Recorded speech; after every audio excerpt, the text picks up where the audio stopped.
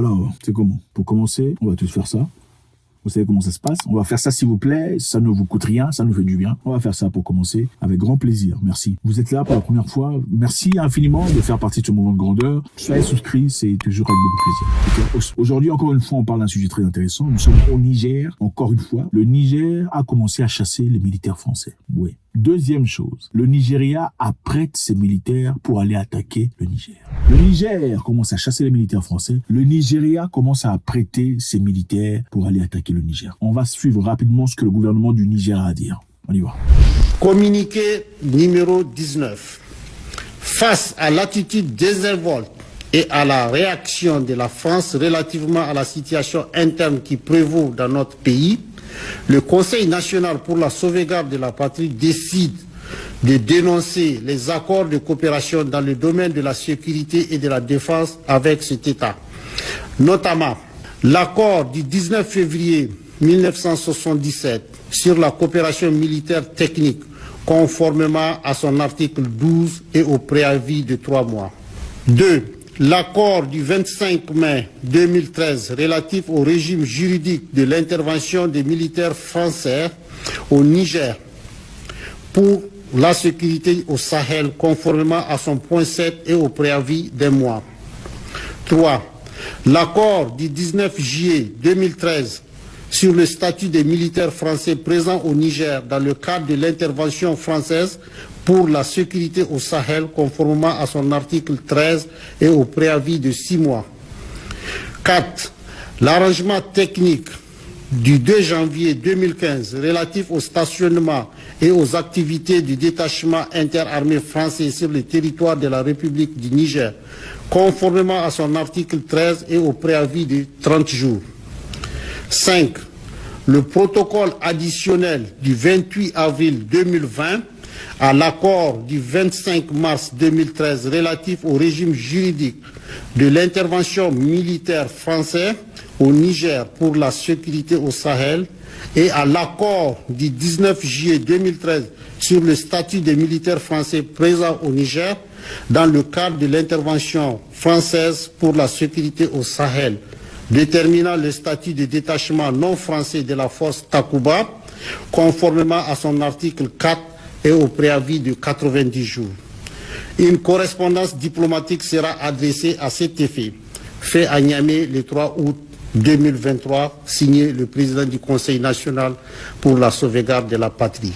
Voilà, avant de continuer, si ce n'est pas encore fait, faites ça s'il vous plaît. Si vous avez oublié, merci. Ok, alors, c'est clair, ce qu'on voit ici, on en a marre. Puisque la réaction française a été telle qu'elle a été, désormais, on va commencer à exclure les contrats et les accords qui ont été signés depuis longtemps, comme vous l'avez entendu. Je ne ferai aucun commentaire là-dessus. Hier, la CEDEAO a réaffirmé sa décision d'utiliser la force militaire pour rétablir le régime démocratique en République du Niger, affirmant que ne pas le faire pourrait faire du bloc régional la risée du Comité des Nations démocratiques. Ne pas le faire pourrait faire du bloc régional la risée du Comité des Nations démocratiques. C'est-à-dire, on a promis d'aller frapper, on a donné un délai de 7 jours. Si ça ne se fait pas, on va réagir. Donc, si on ne réagit pas, nous deviendrons la risée, l'objet de moquerie de toutes les nations démocratiques. C'est-à-dire, est-ce qu'on veut vraiment aller là-bas pour sauver les Nigériens ou on veut aller là-bas pour son ego personnel? Bon, nous, on a donné notre ultimatum. On a dit dans 7 jours, si vous ne réinstituez pas, vous ne replacez pas dans le pouvoir Monsieur Mohamed Bazoum, on viendra dans votre pays pour bombarder. Si on ne le fait pas, on deviendra la risée, c'est-à-dire l'objet de moquerie de toutes les nations démocratiques. Donc, nous sommes obligés de le faire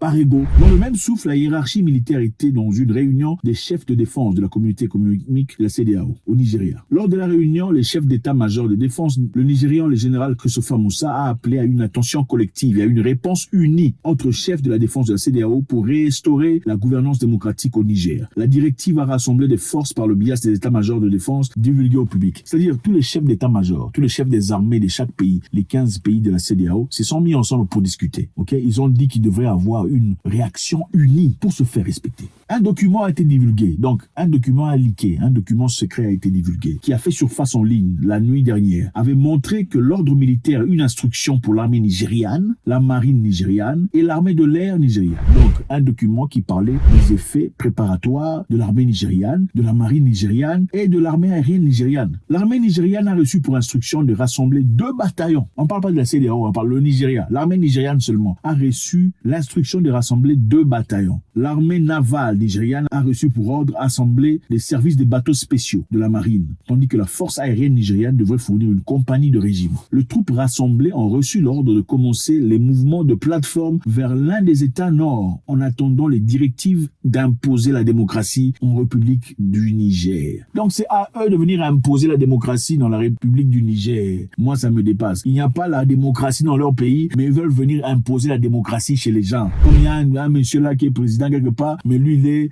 chez lui, ça ne va pas, mais il est initiateur au Tchad ou ailleurs. C'est lui, incroyable. Dans cette mesure, l'ordre stipulé, c'est-à-dire l'ordre donné à l'armée nigériane, qu'une zone d'exclusion aérienne serait imposée par les troupes au-dessus de la République du Niger. Ce qui signifie que tous les aéronefs seraient interdits de survoler la zone de conflit, sauf sur autorisation. Donc, vous partez dans le pays des gens pour bloquer l'espace aérien, dire qu'aucun avion ne peut circuler ou aucun avion ne peut survoler sans autorisation. Vous m'entendez là? Le pays, c'est le pays des gens. Vous réunissez votre armée, vous voulez les envoyer dans l'objectif de faire ce que vous voulez faire et aussi imposer des restrictions aériennes, qu'aucun vol, aucun avion ne survole, sauf sur autorisation. C'est croyable ou pas? Incroyable. Je vous rappelle encore une fois que la lettre était secrète. Ok, la lettre était secrète. La lettre divulguée a commencé à causer un grave malaise dans le 2HK, compte tenu de la nature sensible des informations qu'elle contient. Aujourd'hui, rassembler l'armée a commencé à enquêter sur qui a divulgué la note et combler toutes les lacunes dans les divulgations de documents sensibles jusqu'à ce qu'ils soient déclassifiés. Donc voilà ce qui se passe. Le Nigeria est en train de se préparer. Enfin, c'était censé être l'ECOWAS, c'est-à-dire la CEDEAO. Mais en tout cas, ce qui sont en train de bouillir les choses sont les Nigérians. Ils ont coupé l'électricité au Niger depuis quelque temps avec un je m'en foutiste frénétique. Maintenant, ils sont en train de rassembler ils ont donné l'ordre. L'ordre a été établi déjà de rassembler l'armée aérienne, l'armée terrestre et l'armée navale. Et ils doivent se positionner déjà de sorte à aller faire ce qu'ils ont à faire. Donc encore une fois, pour contexte, le dimanche, les dirigeants de l'Ouest africain ont donné à la junte militaire nigérienne une semaine pour abandonner le pouvoir ou faire face aux éventuelles conséquences militaires. S'exprimant hier, le commissaire aux affaires politiques, à la paix et à la sécurité, la CEDEAO, Abdel Fatou Moussa, a déclaré qu'une intervention militaire serait un dernier recours, mais a insisté sur le fait que le bloc devrait se préparer à l'éventualité. La CEDEAO s'est engagée à mettre fin à la vague des coups d'État. La CEDEAO s'est engagée à mettre fin à la vague de coups d'État. Comme s'ils sont qui sévit la région du Sahel, en Afrique de l'Ouest. Dans cet esprit, Moussa déclare qu'il était nécessaire de démontrer que nous ne pouvons pas seulement aboyer, mais nous pouvons aussi mordre. Donc Moussa veut vous montrer que lui, il peut mordre. Il va pas seulement aboyer, on a trop aboyer. Les amis, je sais pas comment m'expliquer encore une fois, je pense que c'est simple. On va méticuleusement parler de ce pays que j'aime beaucoup. Ce qui est important de savoir, c'est que la France a commencé à évacuer ces gens. 500, ils estiment à 600 personnes, 600 Français civils vivent régulièrement au Niger et plus de 262 ont déjà été évacués vers le sol français. Et la France, jusque-là, a plus de 1000 militaires qui sont stationnés au Niger. Le Niger, comme je vous l'ai montré, vient d'établir ce qu'il a établi. Petit à petit, mollo mollo, nous savons tous que le Mali, le Burkina Faso et ainsi que l'Algérie se sont levés, disons qui que ce soit, quelconque force tentera de venir au Niger pour causer ce qu'ils veulent causer, ça sera une déclaration de guerre, en tout cas directement vers le Mali, le Burkina Faso. Je ne sais pas ce que vous en pensez. Qu'est-ce que vous en pensez? Quel est votre avis? Est-ce que l'Afrique commence vraiment à se libérer? Ou c'est simplement des coups d'État qui n'ont pas de structure? Est-ce que vous pensez cela? Pourquoi ces présidents de la CEDEAO se battent farouchement pour pas que les choses changent? Est-ce que vous avez une idée? Vous savez, le Nigeria est l'un des pays les plus corrompus du monde. Le Nigeria seulement. Ok, il n'y a pas de démocratie là-bas.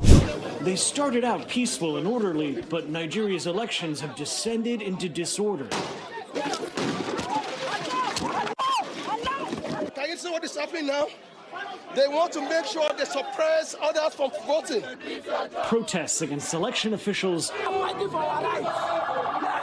Mais en plus de cela, beaucoup de présidents de la CEDEAO sont des gens qui y sont illégalement. Okay, ce sont des gens qui vivent, ils veulent pas quitter le pouvoir. Et voir un pays comme le Niger, le Mali, le Burkina Faso et autres s'élever, prendre leur destinée en main, serait lancer des signaux à d'autres populations de la CEDEAO de pouvoir se lever aussi et prendre leur destinée en main. Et ça, ce serait dangereux pour le pouvoir de ceux qui sont au pouvoir actuellement. Merci encore infiniment, c'était avec beaucoup de plaisir. Ne partez pas sans laisser votre commentaire, on veut savoir ce que vous en pensez. God bless.